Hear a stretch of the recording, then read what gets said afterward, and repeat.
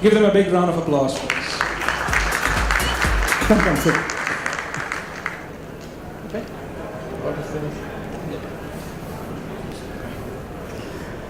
Right, good afternoon to all of you, and I think the best use of artificial intelligence at this point of time would be for you to predict when you'll have lunch. Is that fair? So fortunately you have a conversational smart bot sitting here, okay, who has been told that whatever happens, 1:30 you must be out of this place. So now I'm requesting for your attention, because it's going to be a very interesting panel, and what we're going to do is just explore some of the boundaries of AI. I mean, we've been hearing from morning, right from my friend Ajay's very interesting analysis of what the government of India is doing on AI, that there are limitless opportunities of AI. We all know that. And I'm delighted that we also heard by the way, there could be some challenges, etc., etc. So I really want this panel to explore what they see are both the pluses, the potential downsides of the risks, and what we can do as a country, as businesses, as individuals, to really explore the opportunities of AI. The way we'll structure this panel is I've requested each one of them to make their top 2 or 3 observations. And I've requested them 3 minutes. So I'm sure the 2 Indians will take 5 minutes, the other 2 guys will take 3 minutes. That is the way AI tells me it will happen.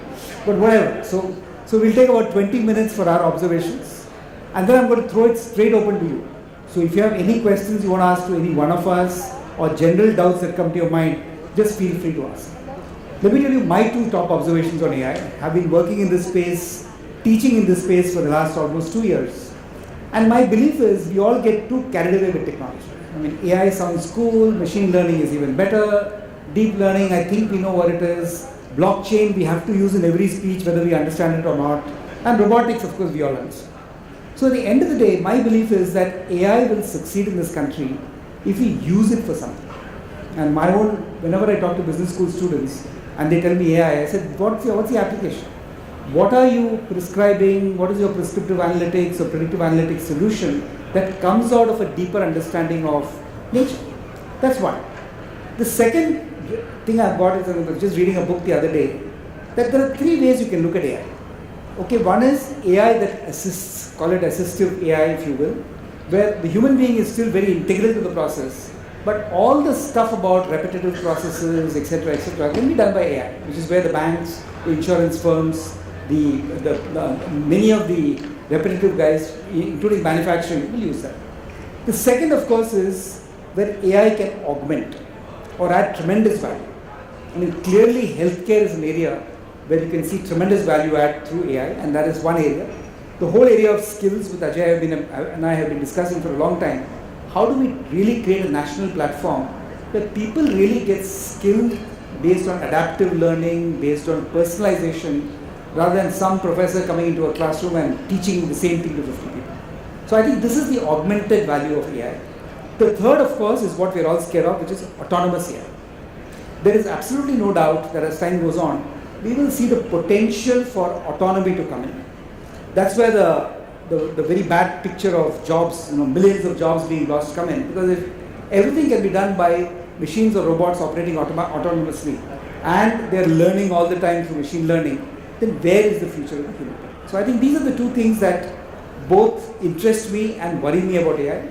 And I know that people who don't get it or people who don't apply it that way are probably just looking at one more jargon, and that jargon will go. So this is just my opening thoughts. What we're going to request is that I'm going to request first you, sir, to talk about what your experience with AI is. And then we'll move to Gaurav, because he's doing some very interesting work in the country, in the social sector, which he'll talk about. Then Denise, of course, who's also a startup, also like me has a passion about educating people on AI. And then we have Rohini. Fortunately, she combines a technology background with a consulting background. So we'll tell you to kind of wrap up the whole thing and say, how should we be thinking about AI? Axel, all yours. Okay, thank you very much, sir. Well, I'm coming from a faraway country, from Germany, and it's very cold there, actually, so it's 30 degrees less than here. My artificial intelligence didn't tell me that, but I should have guessed it. No, I'm working on the artificial intelligence sector, I must say, since I started my career. That was in the beginning of the 1980s. At this time, some colleagues and me, we did something what today we call a startup. At this time we just said, okay, we want to make money. And artificial intelligence, beginning of the 1980s, and then even it was old topic. It was not new. So artificial intelligence had started in the 1960s when the first research went in there. And the idea of artificial intelligence, of course, is always tainted by the big Hollywood and movies where we see spectacular robots taking over, ruling over mankind and all these things. But artificial intelligence in the reality is something completely different. Artificial intelligence is artificial intelligence. When your Google knows where you are, when it recognizes your speech, when it does give you some things what humans are maybe not so good in there, or just finding the information that you just read in the right moment in there. But artificial intelligence, because we're talking actually about the chances of artificial intelligence, especially for India or for all other countries who have not been part of the leading nations in the recent 100 years, is we are all nations now at point zero. Other than automotive, other than steel industry, where the UK, Germany, USA, they had been the leading countries for so many, but when it comes to technology, every country is starting right now. And that is something I permanently try to stress when I come to countries also like India there and say here, look, there is so many areas that are related with artificial intelligence that need to be elaborated, that need to be educated, that need to be researched in there. And there is thousands of technologies that are needed to support artificial intelligence. You need big data, you need data storage, you need infrastructure, you need an internet. What is about artificial intelligence somewhere in Assam or somewhere in the northern regions actually, where the internet is hardly existent? So is there artificial intelligence possible there? So it's a lot of research to be done. Also, India is extending now their brain into Africa because the Africa wants to learn from India. So there is a lot of things from the social aspect and from the technology aspect to move in there. So I think I just could give it a little bit of that. Thank you. Thank you. So, but just a question to you, Axel. So, I mean, entity like Trescon, doing work in AI, blockchain in so many countries, Singapore, we heard India, Dubai, Mauritius. All. So, what do you think is required to bring all these countries to a platform where they actually start using AI? What do you think they should do? Well, what you do is you have a new baby, you educate it, you train it, you teach it. And I think whatever we do here, well, what is a conference about? A conference is about teaching, because we want to tell you the news, we want to tell you the trends. But in order to get a proper prospect, you have to have a kind of a canonical education. So every student, that every school child, every pupil in the school, they learn the same, or at least similar things, so that we do not end up in a Babylonian situation that you say artificial intelligence, you say blockchain. Actually, if somebody talks to me with blockchain, I understand completely different things than you do. For many people, blockchain, this is big money, this is the future of the internet. For me, blockchain is an algorithm that was called the magnet trees since 1990s, and it's just an algorithm. I don't see actually where the hype is coming from there, probably from the Bitcoin, mixing up Bitcoin with the blockchains and this one. But that is, education means that we first speak the same language, that is, use the same words, and then use the same methodology, so when I start to work, you can continue, you finish it up, and you criticize it, and you tell me that it was all in vain because somebody else made business out of it much better before. Thank you. That's fabulous, Axel. Thank you very much. Okay.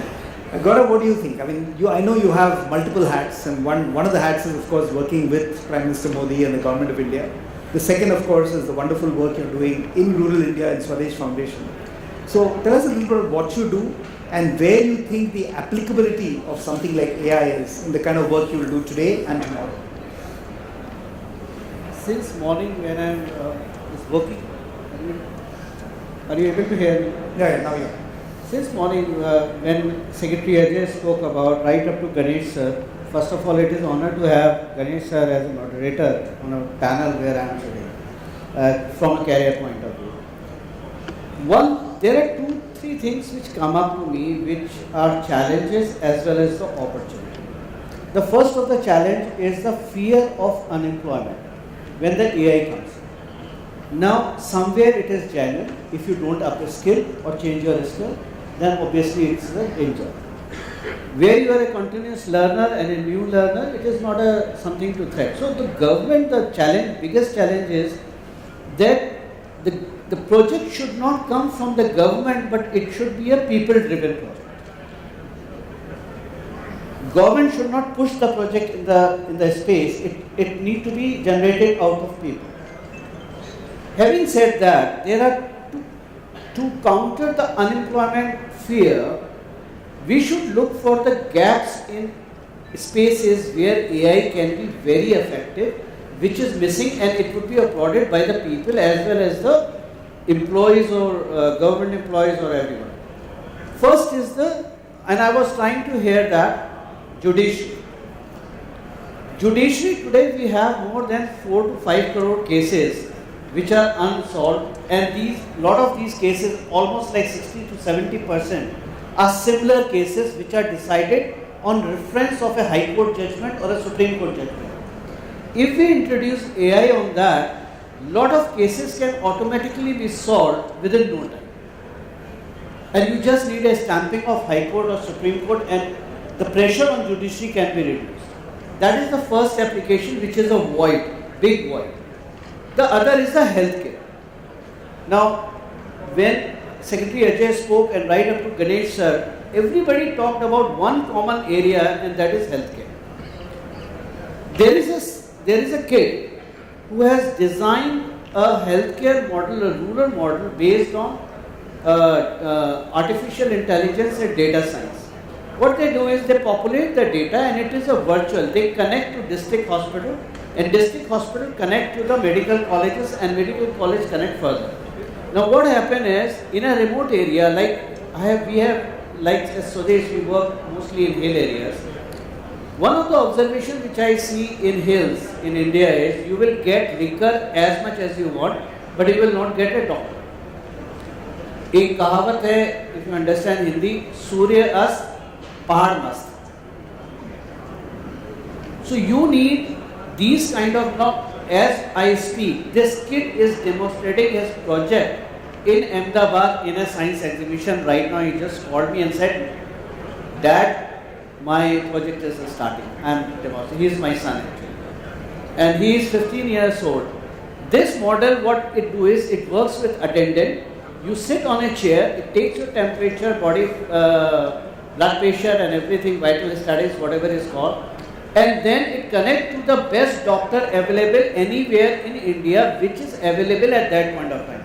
So you may be talking to one of the finest cardiologists while you are in a village, and he will analyze the data which comes in front of him, prescribe the medicine, and then there is an automatic dispenser will dispense the medicine as per the doctor prescription.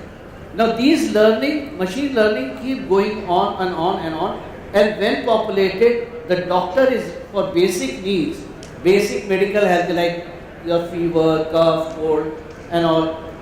The artificial intelligence takes over, and that detects the problem with the people and dispense the medicine. So you get access to the best doctor in the world, probably in India, the best doctor in India, be in the remotest part of the nation.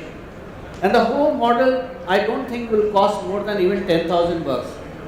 So if you can deploy it, and with Ayushman Bharat and lot of healthcare initiative, because if you read Kaustubh statement, one of the statement of Modi ji, which is shared, there are only two factors. First is the farming, poverty and healthcare. These are the key focus areas. If you keep your nation healthy, you can really achieve the success which you are looking for.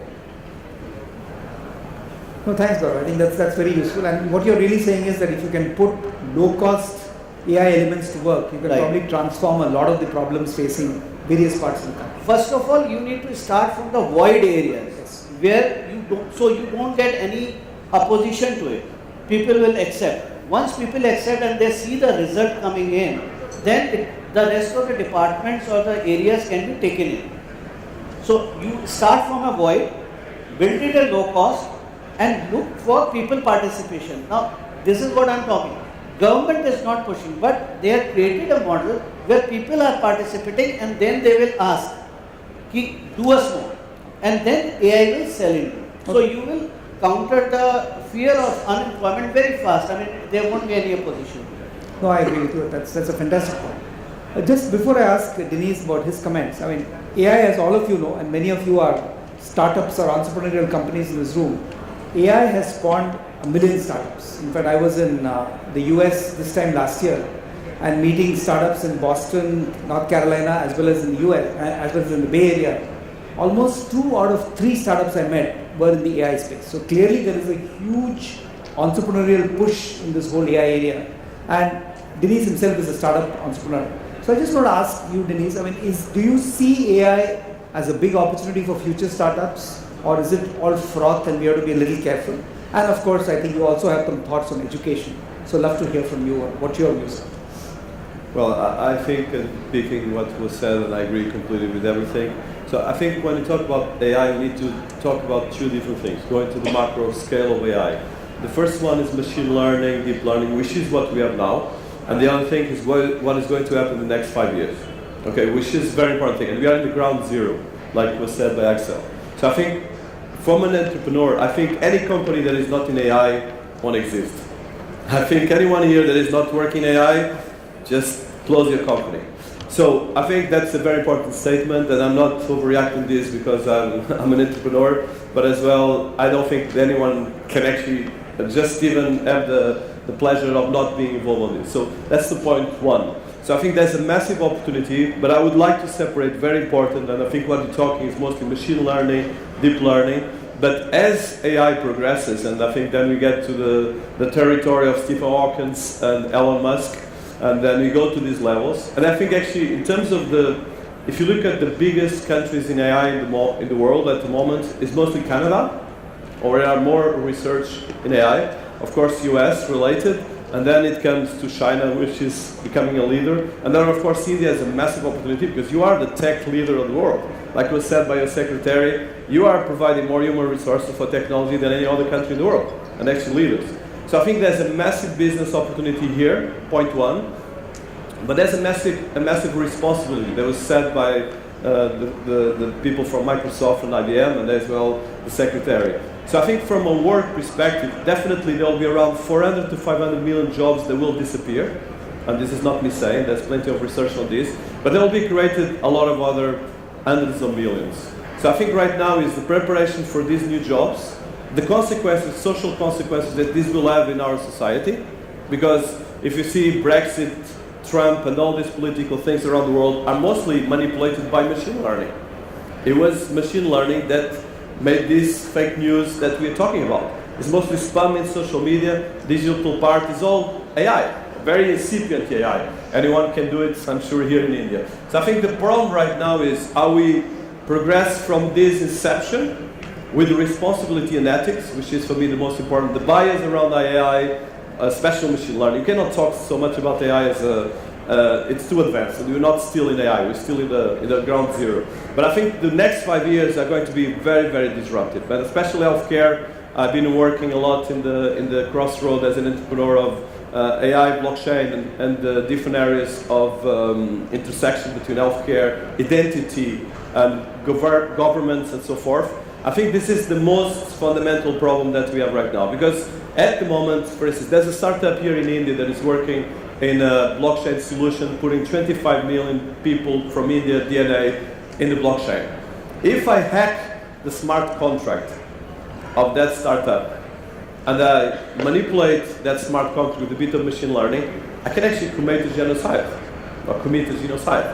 And this is the consequences that we have seen when we go to more advanced AI. But from the short term, I see just opportunities. But of course, the education, as was mentioned, is the critical element. Without education, it starts with us, because we need to learn much more. Because like was said by the responsible from IBM, the bias in machine learning right now is super, super tricky. And of course, the fake news syndrome is part of that. But it's going to become bigger and bigger as we have a kind of singularity moments in terms of AI. I don't want to go too technical, but I think this is going to be the biggest challenge of humanity. And actually, this is not just me saying. The invention of AI, to finalize, is bigger than fire or electricity. And as you see, when was the fire invention or electricity, the entire society changed. So now it's in a much more radical way. But I think India is kind of more prepared in one end, because we are in the ground zero, and you have a fantastic young population. But of course, it all comes to education and the way we take this to the practice, and the way the governments and corporations work together. Because in the end of the day, at the moment, the biggest corporations that run the world are not governments, are the FAV or the FAV, how they call it, from Silicon Valley and now from China. So that's where we need to make the bridge and an ethical focus on this. So, Denise, as an agenda for education, I mean, I was in China for a couple of months last year, and they're taking even school kids at the age of 8 and 9 and giving them AI knowledge. So, I mean, it's true in Korea as well, and I think quite a few other countries. So, what would you suggest? I mean, do you start with a new generation of college kids and make them AI comfortable, or do you really have AI from the time a child is conceived and not yet born? I think we need all the society, because the thing is that, for instance, if you look at Japan, most of the people are becoming old people. There's very few young people. If you go to Africa, we have young people, and here in India as well. But so I think the life expectancy in the beginning of the 20th century was 30, 40 years old. So I would be dead already. So I think if you go to the next years, we are in 80, and we're going to 100, 150 probably is going to happen. So I think we have to continue educating. And as well, the problem is that from an educational perspective is that the young people change and adapt. But people that are after their 20s, if you not continue educating, you create a society that doesn't understand what is happening around them. And this is a big problem in Europe, and this took us to 2 world wars, so I hope we don't repeat that. There was mostly people not understanding around them, and that was because of the Industrial Revolution and because of electricity. Things went too fast, but now it's much, much fast. We're talking about things that happen in 1-2 years that would take 10, 100 years before. Thank you. Rohini, your thoughts? Hello. Very, very interesting, intriguing comments from my co-panelists. And since Ganesh asked me to stitch a little bit, let me just step back just a little bit and say, I was working in neural networks in the early 90s. And at that time, there wasn't enough data. There was limited compute power, and the algorithms had some ways to go. Today, when I look at the ecosystem and I see this field expanding exponentially, one of the reasons, to your point, I attend events like this is to educate. Because it's important for all of us to understand what is possible and where are the limitations. And think of them and open the hood a little bit to understand what's happening underneath rather than look at them as black boxes and make very extreme kind of conclusions out of it. But drawing from that, when I think about AI and from a Microsoft perspective, one reason which I found very exciting in Microsoft is a holistic view of AI. To what Denise said, this is not just a technology problem, or it is not just a problem that a few people in organizations have to worry about. It's actually a very society-wide, it's a humanity problem. And so I find the approach within Microsoft is looking at this from, I would say, 4 broad pillars, if you will. Clearly the commercial, the enterprise, the business side of it is our business, but we are also very, very conscious and working with governments on specific initiatives that will be using AI for where the government cares about. You might have seen the Niti Aayog MOU with Microsoft recently. That is one work. The third pillar is on skilling. It has come up multiple times, that the ability for human beings to reinvent ourselves as the years go by is going to only accelerate. So as we look at AI to augment what we do, and as we look at AI to make us more human in some ways, because some of the more mechanized work will be done by AI. So we have the ability to then do things which are more empathetic, are more intuitive, and so make us more human. But for that, we need to be continuously skilled. And that is another area that Microsoft is very consciously thinking about as a specific pillar of skilling and employability, which will be a part of AI. And the fourth one is on societal good. And that is something extremely refreshing. In fact, within AI for good, there are three broad areas that Microsoft is investing in. One is in AI for accessibility. There are 1 billion people in the world who are disabled in one form or another, whether it is speech impairment or eyesight impairment or autism. And for each of them, there are technologies that are being developed. Not always by Microsoft, because Microsoft is a platform company. We provide the tools and the platform for others to develop technologies. But the idea is that, are you creating technologies to include these people who have been for forever in history excluded from the mainstream of society? So AI for accessibility. Then AI for humanitarian action. There's a lot happening in terms of disaster relief, in terms of trafficking, children issues, immigration issues, that many people are working on solutions for AI for humanitarian action. And then finally, AI for Earth.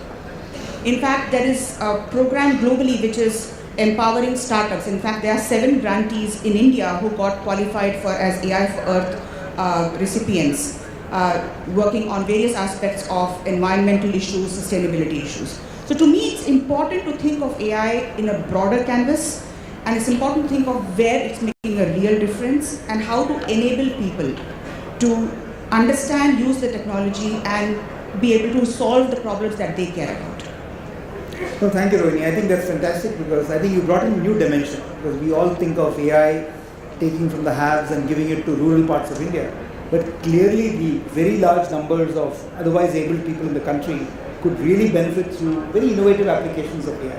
Just one question for you. I mean, I've been leading multiple initiatives in NASSCOM, and one of the ones we were most excited about is what Ajay Sani spoke about, which is the future skills thing.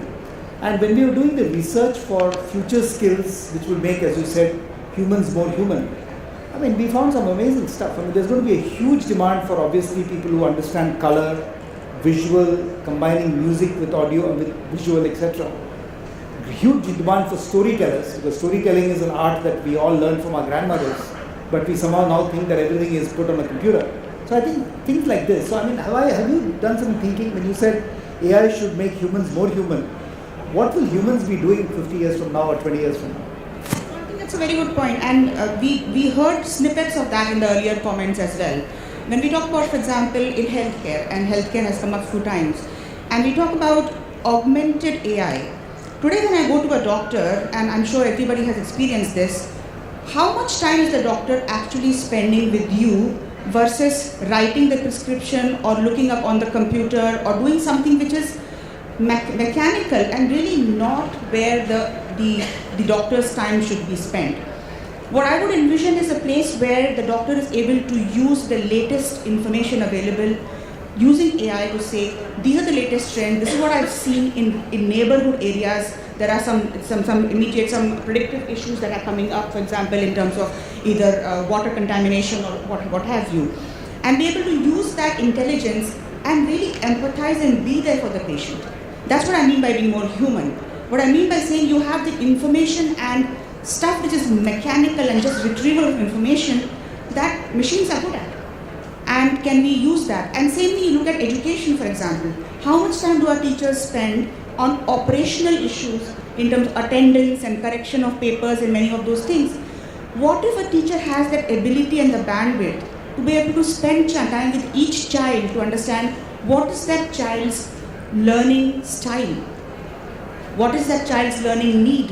What is the stage of development the child is in? And beyond that, can AI in fact come up with curriculums which are very clear and in the manner a particular child is needed? So that kind of a focused education. And the teacher is able to augment with empathy to be that coach rather than just pushing content on a blackboard for everybody to just take up. So I feel like there's a lot that can happen in terms of making it more human. No, thank you. I think that's absolutely fascinating. I mean, as I said right in the beginning, you've heard examples of right from AI that assists, AI that augments, which I think Rohini so graphically described, and of course the bogey of AI that replaces human beings. So I think we've kind of covered the entire ground. What could be done in the country, what could be done in organizations, what's the message for startups. So we have 10 minutes left, let me throw it open. Questions? I must warn you that the microphones have been AI programmed to explode in 30 seconds. So make your questions very brief and please tell us who you're asking the question. And do not ask questions because there's no lunch till we have 3 questions. Yes? Just wait for a minute. That's right. Good afternoon. Myself, I am Milind. I am working as CIO for South Indian Education Society. My question is, today we are saying that AI and artificial intelligence and machine learning, the latest technology and trends that will improve the productivity of the organization. But one of the challenge which I am facing is, we implement the AI project successfully. Technology never lies. It is successful. It is proven. It is tested.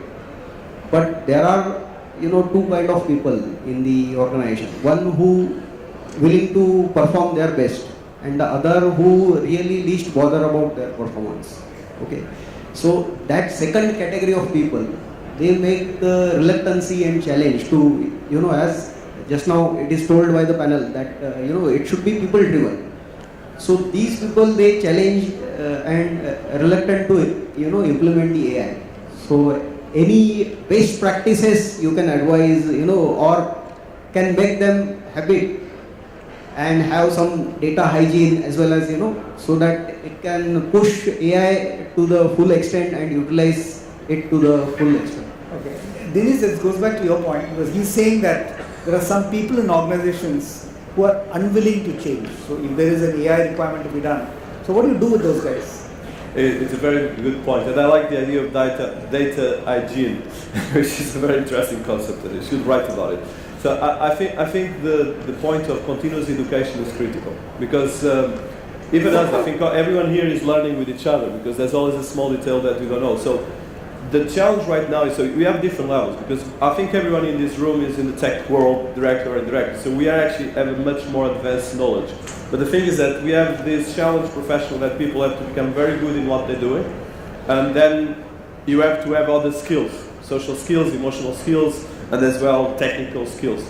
So I think right now is, I think one big point that was mentioned by you, very, very powerful, is the size of the ethics, the way you look at the AI for good, but as well AI for society. So I think this is where it comes. I think India is a fantastic society because you are a civilization that is one of the most complex in the world. And I think you have this democracy that works with all the challenges that you have. So I think you can actually teach that to the world, because if you look at Europe with the Brexit, with US is completely divided, we have a big challenge. And for instance, if you look at what is going on, for instance, in terms of manipulation of data that affects our personal behavior. For instance, if you look at purely from a machine learning, what happened with the Brexit was manipulation of Facebook data to change behavior or to make people that weren't decided to change their behavior. So this is the same in our societies, in our companies. So I think the biggest challenge in any company, whether it's small or a multinational, and I think you said the holistic approach towards the ethics and the culture of the company. And it's not easy. For instance, my company is quite small, but we are becoming quite big in terms of valuation, and we have around 20 people around the world. So I cannot speak the same way to someone that is in Sweden, or that is in the Nordics, or is in former Soviet Union or India. It's completely different. So me as CEO, I have to adapt my own personality to adapt to this. And I think this is where we need to work much more in culture internal. And this can be done with machines, but it is culture. This is not the machines that are going to solve this. It's much more conventional education. Because the machines are just an augmentation of us. It's an AR of each of us. So they will be programmed by us, for good and for bad. And it was a very important point that was mentioned in the bias of programming. So we need to make sure that we create a kind of a international AI code, and the United Nations is trying to work on this. There's a couple of people. Actually, Tim Berners-Lee recently said that we need to have an internet code, and we need to have much more in terms of AI code of ethics. And it needs to be global, because this is going to be 10 times more disrupted than ever. So I think to your point is small detailed things that is training the company, for instance, just making people align on the different things. And this is like regular meetings where people talk about the goals of the company, how they look at themselves, how they, to avoid the Me Too things and stuff like that. And then slowly create patterns to avoid these things. And I think this is very important because, and then bringing, for instance, one thing I do a lot, I'm a teacher as well in business schools, I'm working with ECL and I taught in Copenhagen Business School, is I always bring different partners to my classes. I'm not teaching much, I don't have time now, but I bring people very different. And then I disrupt my own students and myself. Because listen to their experience, I think, okay, my experience is not the absolute experience. And this is very important from a cultural perspective, because we tend to live in bubbles, and social media make our bubbles more impactful. So we need to make that bridge to get out of our bubbles and understand that we're part of a society. No, I think that's very important. Actually, you had a point. Yeah, I just wanted to add some two comments because you were asking for best practices actually, how to teach them. Basically, when we try to bring in new technology into companies, that's not only about artificial intelligence, that could also be about just when we introduced computers in the 1980s, we had the same situation actually. There's a lot of people saying, oh, well, I have in my pocket, I can calculate everything on paper, it's much better than my computer can do. We had two principles and we have to separate between two categories of people.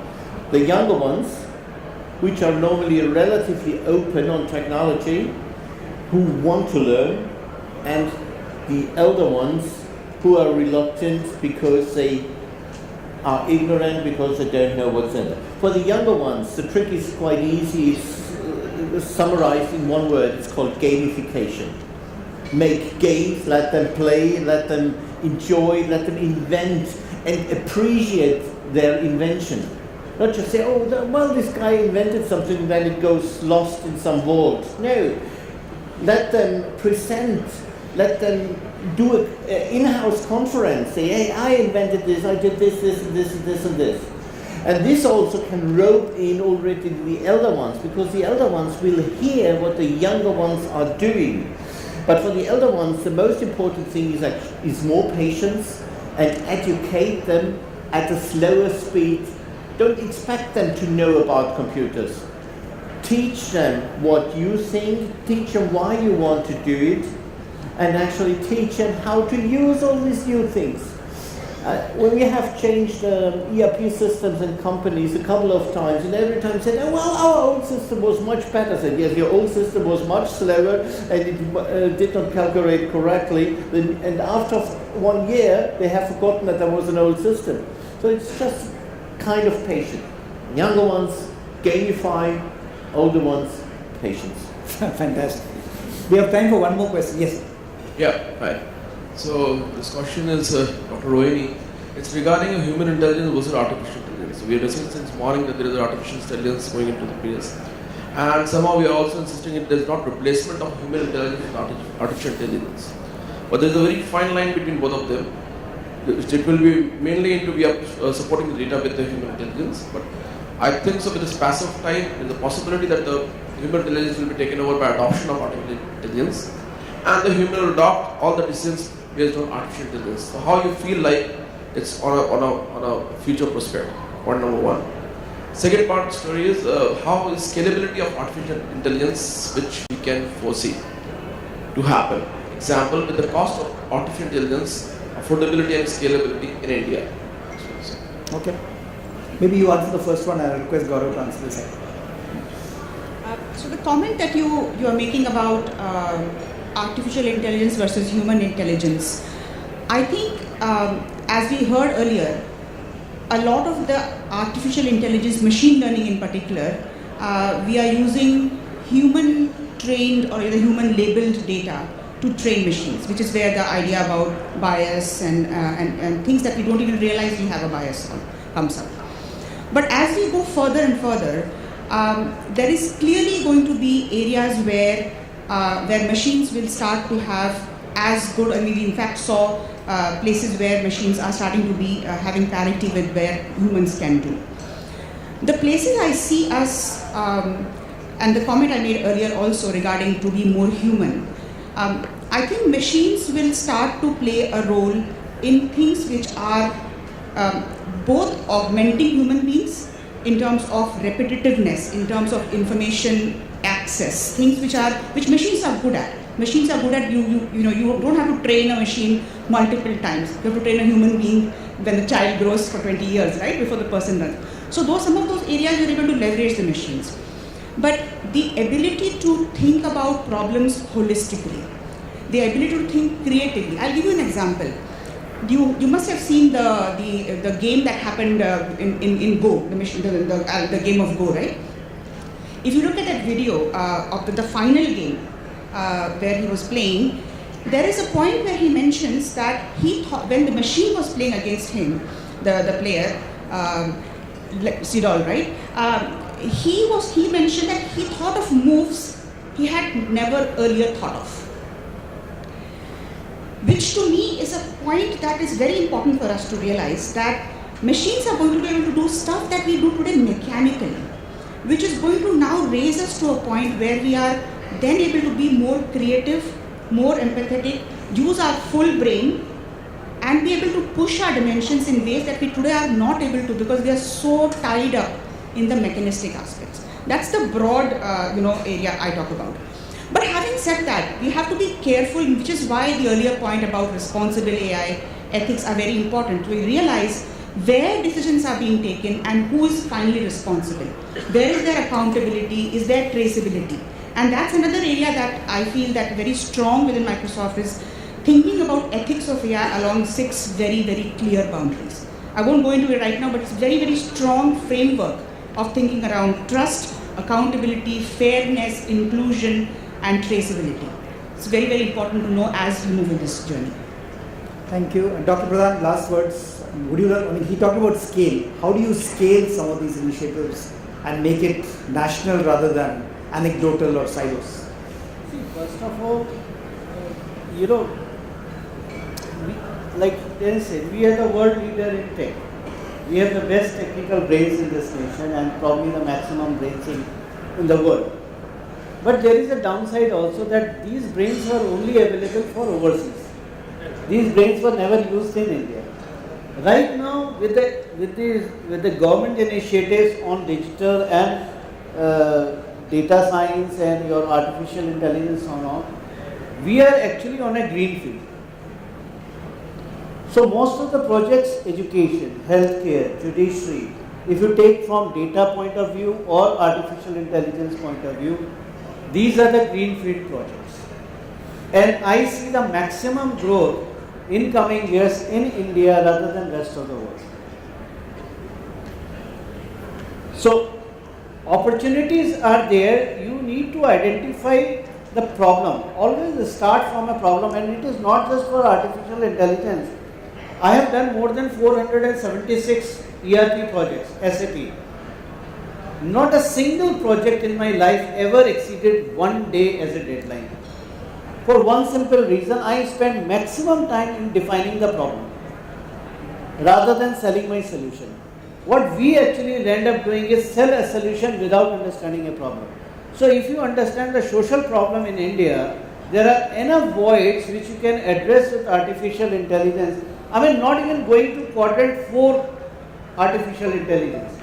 Even the quadrant 1, education you talked about. If I am a teacher, I have to address, let's say today I am doing a virtual class across nation on mathematics. Now we have 25 languages. If we have Srini or those kind of applications on artificial intelligence, on translation, I can address the entire country as a single teacher sitting in some of the university or some of the school. That is the application we can work on. Don't try to reinvent the rocket science. Start from basics. Artificial intelligence is not about shelf product.